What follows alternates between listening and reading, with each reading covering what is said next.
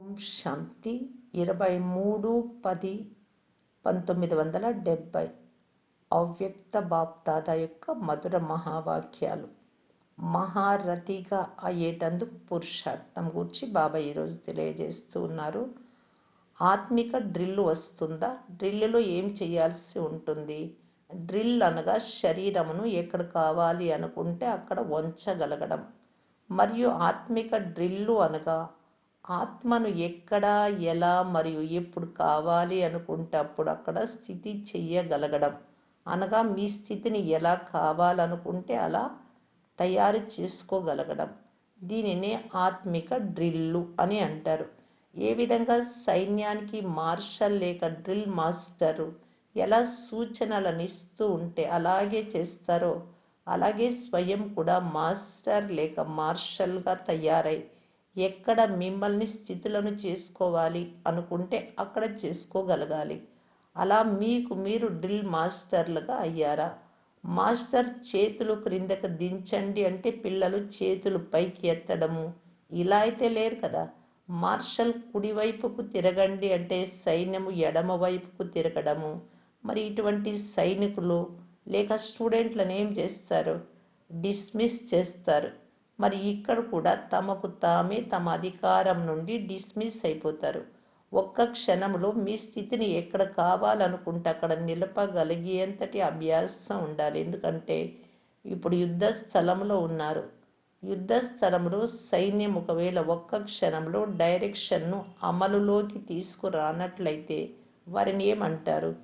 ఈ ఆత్మిక యుద్ధంలో కూడా స్థితిని నిలపటంలో సమయం వెచ్చించినట్లయితే అటువంటి సైనికులను ఏమంటారు? ఈరోజు బాప్దాదా పురుషార్థి మహారథి పిల్లలను చూస్తున్నారు. స్వయమును ఎవరైతే మహారథులుగా భావిస్తారో వారు చేతులెత్తండి. కొద్ది మంది మాత్రమే చేతులెత్తారు. ఎవరైతే మహారథులు కారో వారు స్వయాన్ని మరి ఏమని భావిస్తున్నారు? ఎవరైతే స్వయాన్ని గుర్రపు సవారీ వారిగా రెండవ రకం వారిగా భావిస్తున్నారో వారు చేతులెత్తండి. ఎవరైతే మహారథులలో చేతులెత్తలేదో వారిని బాప్దాదా ఒక ప్రశ్న అడుగుతున్నారు. స్వయాన్ని బాప్దాదాల వారసులుగా భావిస్తున్నారా? ఎవరైతే తమను గుర్రపు సవారీ వారిగా భావిస్తున్నారో రెండవ రకానికి చెందిన వారిగా వారు తమను వారసులుగా భావిస్తున్నారా? వారసత్వపు సంపూర్ణ అధికారాన్ని తీసుకోవాలా లేక వద్దా? పూర్తి వారసత్వమును తీసుకోవాలి అన్న లక్ష్యం ఉన్నప్పుడు గుర్రపు సవారీ వారిగా ఎందుకున్నారు? ఒకవేళ గుర్రపు సవారీ వారిగా ఉంటే నంబర్ ఎక్కడికి పోతుందో తెలుసా?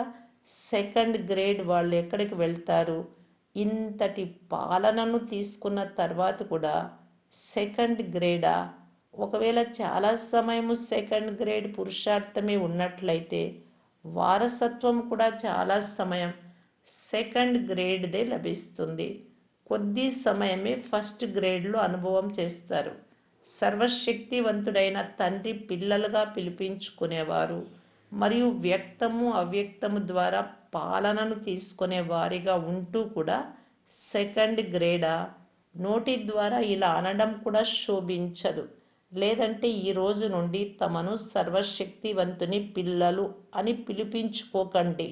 బాప్దాదా ఇటువంటి పురుషార్థి పిల్లలు అని అనకుండా ఏమంటారో తెలుసా? పిల్లలు కాదు, అపరిపక్వులు. ఇప్పటి వరకు కూడా ఇటువంటి పురుషార్థం చేయడం పిల్లల సమాన యోగ్యంగా కనిపించడం లేదు. అయినా కూడా బాప్దాదా జరిగిపోయిందేదో జరిగిపోయింది, ఇప్పటి నుండి మిమ్మల్ని మీరు మార్చుకోండి అని అంటారు. మహారథిగా అయ్యేందుకు కేవలం 2 విషయాలను గుర్తుంచుకోండి. అవి ఏవి? ఒకటి, స్వయాన్ని ఎల్లప్పుడూ సహచరుని పరమాత్మను తోడుగా ఉంచుకోండి. సాతి సహచరుడు మరియు సారథి వారే మహారథి. ఒకటి, బాబాను సహచరుడుగా చేసుకోవాలి. రెండవది, నేను సారథిగా ఉన్నాను శరీరానికి అని భావించాలి. పురుషార్థంలో బలహీనతకు 2 కారణాలు ఉన్నాయి. తండ్రికి స్నేహిగా అయితే అయ్యారు కానీ తండ్రిని సహచరుడిగా తయారు చేసుకోలేదు. ఒకవేళ బాప్ దాదాని ఎల్లప్పుడూ సహచరునిగా చేసుకున్నట్లయితే ఎక్కడైతే బాప్దాదా తోడుగా ఉంటారో అక్కడ మాయ దూరం నుండి మూర్ఛితమైపోతుంది. బాప్దాదాను అల్ప సమయం కొరకు సహచరునిగా చేసుకుంటారు కనుకనే అంతటి శక్తి ప్రాప్తించదు. బాప్దాదాను కొద్ది సమయం కోసమే అవసరమైనప్పుడు జతగాడిగా సహచరుడిగా చేసుకుంటే అంత శక్తి ప్రాప్తి కాదు. ఎల్లప్పుడూ బాప్దాదా తోడుగా ఉన్నట్లయితే బాప్దాదాతో మిలనం చేసుకోవడంలో నిమగ్నమై ఉంటారు. ఎవరైతే మగ్నమై ఉంటారో వారి లగన్ ఇతర వైపులకు లగనం అవ్వజాలదు. మొట్టమొదట్లో తండ్రితో పిల్లలు చేసిన ప్రతిజ్ఞ ఏమిటి? మీతోనే తింటాము, మీతోనే కూర్చుంటాము, మీతోనే ఆత్మకు సంతోషం. ఈ మీ ప్రతిజ్ఞను మర్చిపోయారా? ఒకవేళ మొత్తం దినచర్యలో ప్రతి కార్యాన్ని తండ్రితో కలిసి చేసినట్లయితే మాయ మిమ్మల్ని డిస్టర్బ్ చేయగలదా? బాబా తోడు ఉన్నట్లయితే మాయ డిస్టర్బ్ చెయ్యదు. మాయ నశించిపోతుంది. కావున తండ్రికి స్నేహితులుగా అయ్యారు కానీ సహచరులుగా చేసుకోలేదు. చేతిని పట్టుకున్నారు, తోడును తీసుకోలేదు. కనుకనే మాయ ద్వారా గాయం అవుతోంది. పొరపాటుకు కారణం అజాగ్రత్త. అజాగ్రత్త పొరపాటును చేయిస్తుంది. ఒకవేళ ఆత్మను చూడకుండా రూపం వైపుకు ఆకర్షితమైనట్లయితే శవముతో ప్రీతిని పెట్టుకుంటున్నాము అని భావించండి. శవంతో ప్రీతిని పెట్టుకునేవారు మా భవిష్యత్తు శ్మశానంలో పనిచేసేందుకు నిశ్చితమవుతోంది అని భావించండి. ఇప్పుడు శరీరం పైన శరీరాలపైన ఎంత మోహం ఉంటే అక్కడ భవిష్యత్తులో కూడా చండాలురుగా జన్మ తీసుకోవాల్సి ఉంటుంది అని చెప్తూ ఉన్నారు బాబా. శవాలను మోసేవాళ్ళుగా ఎప్పుడు మీరు శరీరం పైన, శరీరం అంటేనే నశ్వరమైనటువంటిది, శరీరం అంటేనే అసహ్యమైనదే కదా, మట్టిలో కలిసిపోయేది. దీనిపైన ప్రేమ పెట్టుకుంటే అక్కడ కూడా అలాంటి పదవే లభిస్తుంది. ఎప్పుడైతే అటువంటి సంకల్పం వచ్చినా కూడా మీకు శ్మశానంలోని పాత్రగా భావించండి. లక్ష్యాన్ని మరియు గమ్యాన్ని ఎదురుగా ఉంచుకోండి అని అందరికీ చెప్తారు కదా. కావున ఏ కార్యం చేసినా, ఏ సంకల్పం చేసినా అందుకొరకు కూడా లక్ష్యము మరియు ప్రాప్తి అనగా లక్ష్యాన్ని మీ ఎదురుగా ఉంచండి. సర్వశక్తివంతుడైన తండ్రి వరదాత ద్వారా మీ కల్పపు ఈ పాత్ర యొక్క వారసత్వమును తీసుకునేందుకు వచ్చారు. చనిపోయిన వారిని తిరిగి బ్రతికించేవారు శ్మశానంలో పాత్రను స్థిరం చేసుకునేందుకు వచ్చారా? మిమ్మల్ని మీరు ప్రశ్నించుకోండి. పిల్లలు ఎవరెవరైతే తమ పొరపాట్లను ఒకసారి తండ్రి ముందు ఉంచుతారో వారు తండ్రి ముందు తమ లోపాలను పెట్టిన తర్వాత కూడా ఒకవేళ మళ్ళీ ఆ తప్పే చేసినట్లయితే క్షమాసాగరుడితో 100 రెట్ల శిక్ష కూడా డ్రామా అనుసారంగా స్వతహాగానే లభిస్తుంది అని భావించండి. స్వయాన్ని 100 రెట్ల దండన శిక్ష నుండి రక్షించుకునేందుకు ఎల్లప్పుడూ బాప్దాదాను మీ ముందు ఉంచుకోండి. ప్రతి అడుగు బాప్దాదాను అనుసరిస్తూ నడవాలి.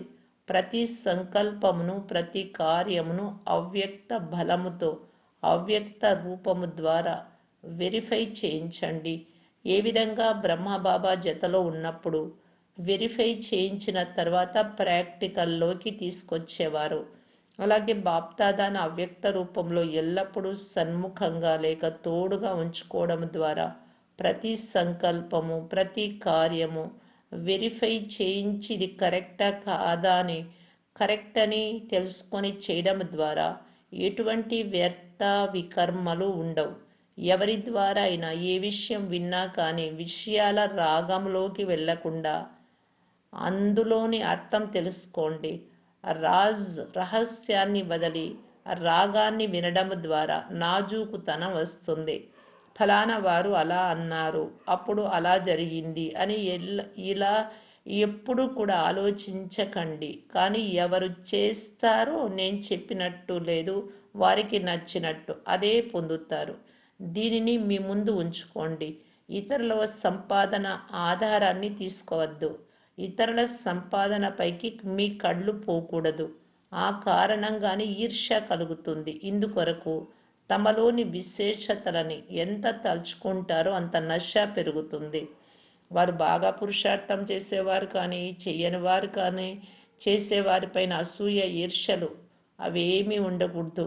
మీ విశేషతలను మీరు తలుచుకొని నష పెంచుకోండి అనే స్లోగన్ ఎల్లప్పుడూ గుర్తుంచుకోండి. ఇతరుల నష్టాను మీ లక్ష్యంగా చేసుకోవద్దు, కానీ బాప్ దాదా గుణాలు మరియు కర్తవ్యాలను మీ లక్ష్యంగా ఉంచుకోండి. బాప్ దాదాతో పాటు నేను కూడా అధర్మ వినాశనము మరియు సద్ధర్మ స్థాపన కార్యానికి నిమిత్తంగా ఉన్నాను అని ఎల్లప్పుడూ బాప్ దాదాల కర్తవ్యాన్ని స్మృతిలో ఉంచుకోండి. ఎవరైతే అధర్మ వినాశనం కొరకు నిమిత్తమై ఉన్నారో వారు స్వయం అధర్మ కార్యము లేక దైవీ మర్యాదలను అతిక్రమించే కర్తవ్యాన్ని ఎలా చేయగలరు?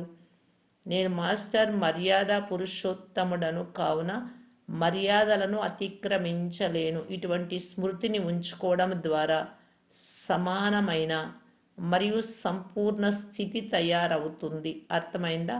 తక్కువగా ఆలోచించండి, కర్తవ్యాన్ని అధికంగా చేయండి. కేవలం ఆలోచించడంలోనే సమయాన్ని వ్యర్థంగా పోనివ్వవద్దు.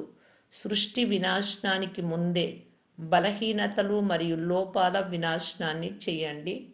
బట్టి చేసిన వారు బట్టీలో తమ రూపము, రంగు మరియు ప్రకాశం మార్చుకున్నారు.